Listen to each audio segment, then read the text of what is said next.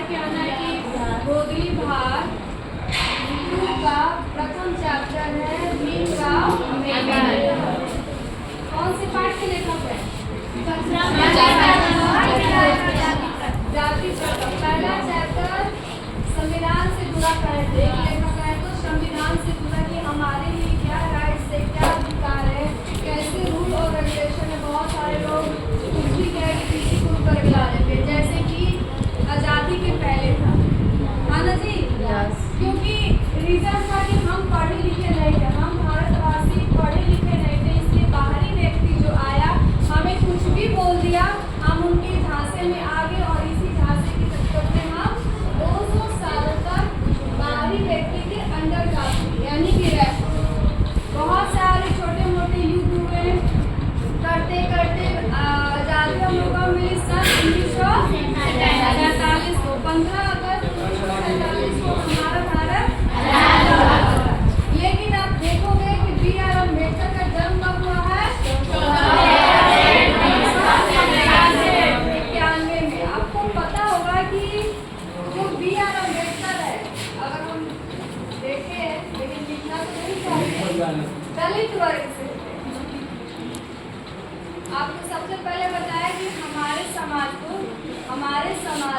भारतीय वर्ण व्यवस्था जानते हो आप लोग? वर्ण व्यवस्था नहीं जानते हो? हमारे भारतीय समाज में 4 वर्ण व्यवस्थाएं हैं। सबसे पहले आता है ब्राह्मण, फिर दूसरा आता है क्षत्रिय, फिर तीसरा आता है वैश्य और चौथा आता है दलित, जिसमें से इस वर्ग के ये थे बी आर अम्बेडकर।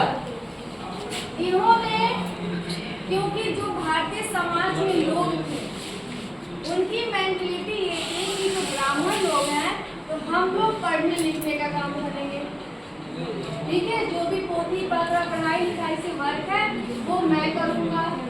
दूसरा जो वर्ग है क्षत्रिय वर्ग के लोग समझते कि आप रक्षा करेंगे, हम लोग पढ़ाई लिखाई करेंगे, वेदों का अध्ययन करेंगे, बताएंगे और आप लोग रक्षा करेंगे। तीसरा आता है वैश्य। इनको बिजनेस का अधिकार था, इनको सिर्फ यही वैश्य समाज के लोग ही व्यापार करेंगे, ना ही क्षत्रिय करेंगे, ना दलित करेंगे और ना ही ब्राह्मण करेंगे। अगर व्यापार करना, कोई भी चीज हम खरीदते हैं या कुछ भी खरीदने, खाने पीने की सामान इनको वैश्य समाज करेंगे और तीनों वर्ग में से कोई नहीं करेगा।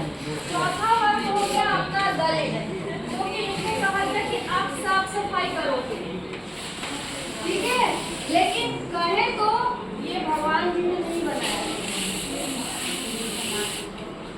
भगवान जी ने